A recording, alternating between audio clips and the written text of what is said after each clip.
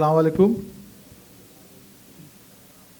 Respected guests, esteemed professors, students, it is an honor to be part of this very good, significant initiative, the Summer School on Islamic Studies, jointly organized by Alia University and the IOS. This is not just an academic gathering, it's a constitutional affirmation of a right to learn, express, and grow within. The values of faith, intellect, and citizenship. I will limit my points to 5 points, and in that I will try to express my views. The first point that I want to raise is the constitutional harmony. Our Indian Constitution grants every citizen the right to religion, the right to education, and the freedom of thought. This program stands as a beautiful embodiment of those rights, promoting Islamic learning while upholding national unity and secularism. When we see the national scenario today, we find that there's a lot of gap between what a constitution guarantees and what other people are trying to make of this constitution. We have and I'm being a bit political here, we have a dispensation in place which is hell-bent on suppressing these very rights. We saw recently that though, though they came with though they started their campaign with a view that we will change the constitution, the Indian public was very aware and made sure to limit them to such a number where they would not be in that position to do so. However, they have started, since they cannot directly change the constitution, they have started to chip away at its footnotes. And that we see that they are bringing in constitutional amendments through ordinary laws. And the Waqf Amendment Bill is a very important case in point. All the provisions in that bill, if you see, cannot be changed without constitutional amendments. However, the biggest hangama or the big hangama that is going on is specifically for that reason, that our fundamental rights we are being deprived because their constitutional provisions are being changed without bringing in a constitutional amendment. You're just changing it with a normal law. So that is simply not acceptable to us.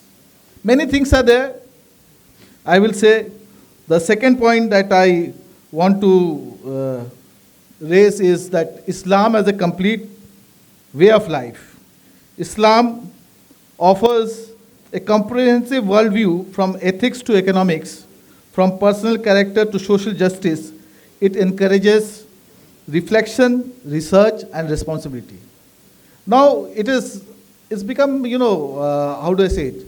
Many researchers going on in Islam, and the more you read the Quran, more you have a different meaning every time. One person, I'm just giving you an anecdote, he was saying that he was a non-Muslim, and he said that I want to find out what there is in the Quran.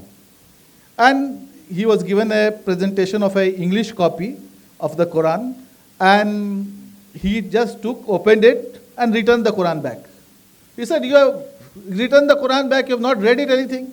He said, "The moment I opened the page, I read one line, and in that line, I got the message of the Quran." What is that line? He said, that line is, "Fear Allah and become fearless."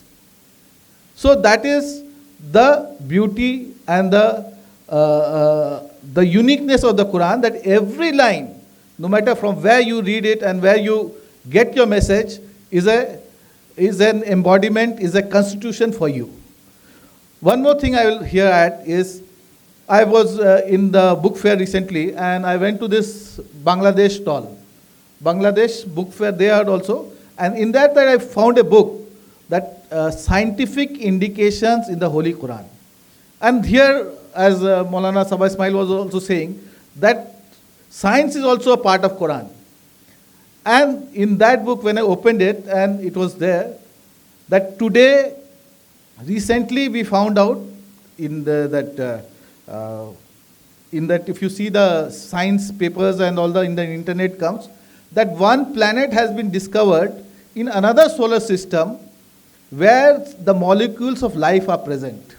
KB something, if you know the thing. But when I read this news, then I reflected back on this book, Scientific Indications in the Holy Quran, and there it is saying that you should read this verse, the first line of the Quran, in a different way. Alhamdulillah Rabbil Alameen. Alhamdulillah Rabbil Alameen. Allah is not the Rabb of only one world, He is the Rabb of all the worlds. And we are finding today that there might be life in a distant solar system on a distant planet. 1400 years ago, this was revealed to us. Next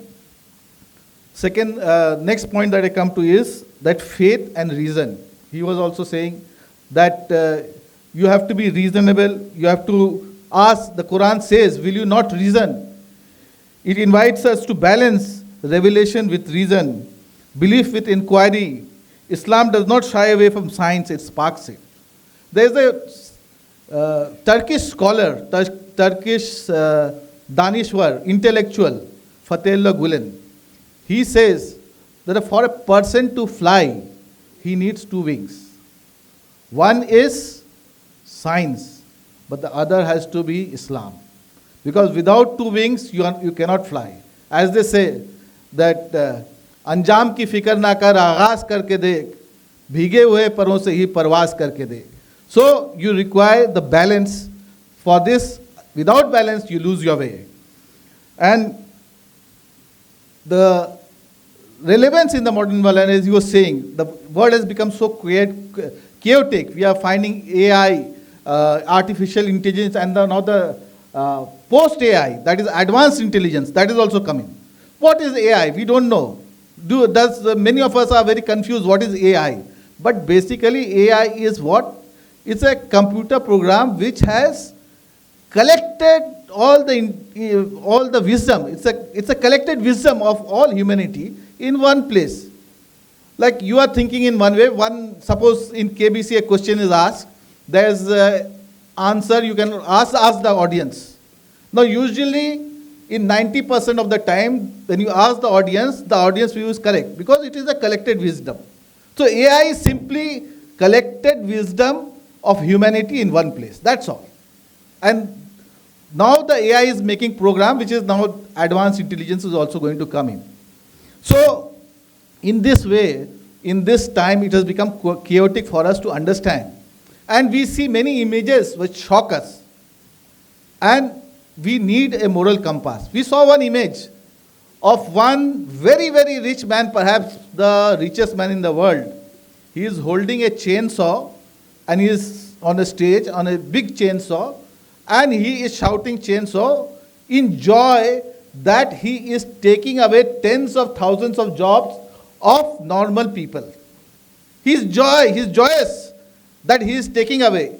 He has how much riches he even doesn't know. But he is, I'm not naming him, but you know whom I'm speaking about. And he is very, very happy that he is taking away jobs. And not only is he taking away jobs, he is taking a vicious pleasure in taking away those jobs by doing this. So when we see this, with these images, we get disturbed. And definitely, at this point, we need a moral compass, which I think that ethical compass can be Islam for our youth, for our women, for our men, and everybody who can come into contact with us. Next point I would say is empowering the youth. I think to the students, this is the moment for you to reconnect with the intellectual heritage of Islam and shape it for the futures. Be thinkers, be doers, be dreamers, but always be grounded in truth. Because the future is here and Islam can be your compass. Lastly, I have a very thanks to Alia University and the IOS for organizing this summer school. May this summer school not only impart knowledge, but inspire conviction, awaken conscience, and cultivate contribution. Thank you very much.